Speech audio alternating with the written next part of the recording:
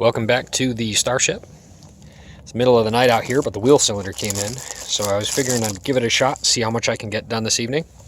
Replacing that guy right there, and if all goes well, maybe we'll take it for a quick test drive, but we'll just have to see what happens. Well, we've got our new wheel cylinder in there. Felt like it'd be good to at least talk a little bit about what was going on here. So, inside of your brake cylinder, that was the side that was fairly clean. And here was the side that was fairly gunked up. I'm not 100% sure how all of this happened, if I'm going to be completely honest. My guess is that a little bit of brake fluid got past both of the pistons on either side, and then mixed with some of the muck, some of the brake dust from inside of the drum, and left behind this really gunky stuff. This one does not appear to be moving very freely, although the other side did seem to. So my guess is that this was the side that got seized up occasionally when we were driving. But the other thing that would be nice to detail is look at the exit side of the brake line on this one compared with the one that I bought, which is on the left, which means that this brake line will stretch just a little bit more, say when this is fully extended.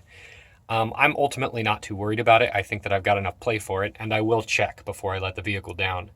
Well, we've got the inner bearing repacked and the seal back in on this drum. Sprayed the inside of that with some brake cleaner and the shoes as well. Ready to slide this drum back on, and hopefully it all goes back together real easy. Got the wheel back on after having repacked the bearings, filled that whole cavity with new grease, and put that grease cap back on there after torquing the wheel nut to spec.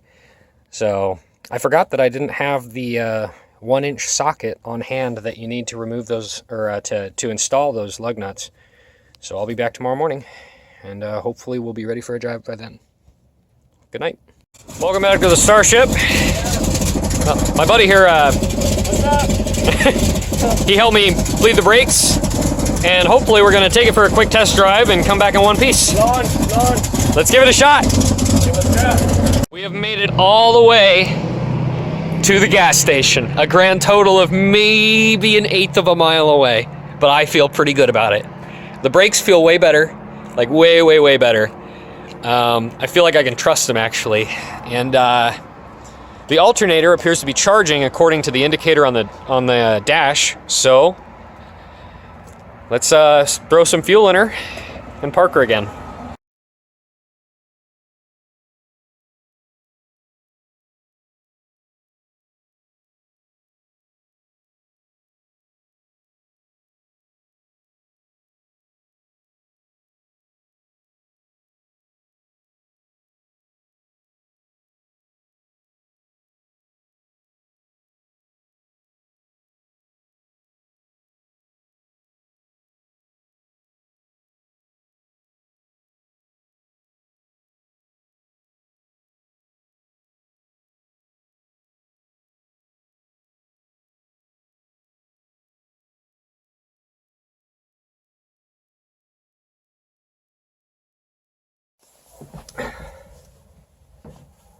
Hey everybody. Not much left in here, really. All the ceiling panels have been removed. Most of the wall panels as well, except for the ones behind the bathroom right here.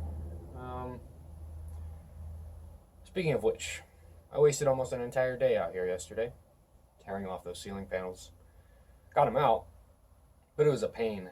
And I've got to go back in and replace them, actually, with something new. So obviously that bathroom's got to move at the very least, right? But I was thinking, rather than going through the trouble of removing the toilet, dropping the black tank, redoing the plumbing on that after I'm done, what if we just tore the whole thing out? You see, could just use a compost toilet. And I'd have a lot more space for other things I actually want in here. You know, leave your thoughts in the comments section. I'll be sure to read them very carefully.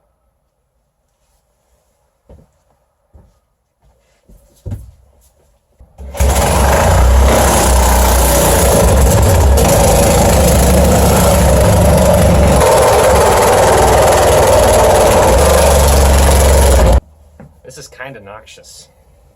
Stop buying all the dust masks.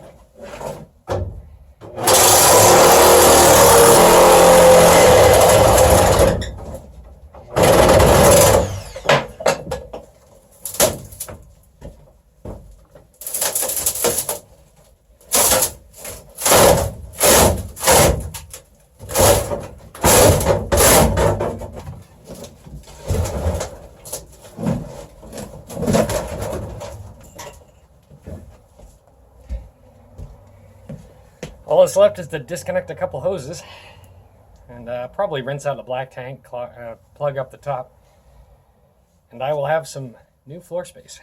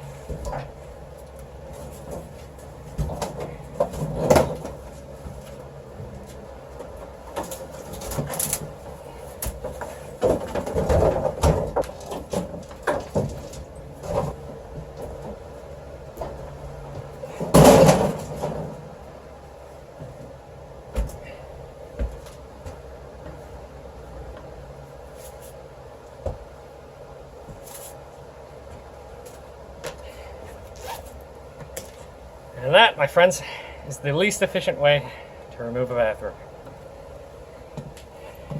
Well, now that that's out of the way, got a lot of cleanup to do before I can start building anything. But yeah, you can see that we've got a little thing to plug up there on the black tank. Got another hole where the shower drain used to be.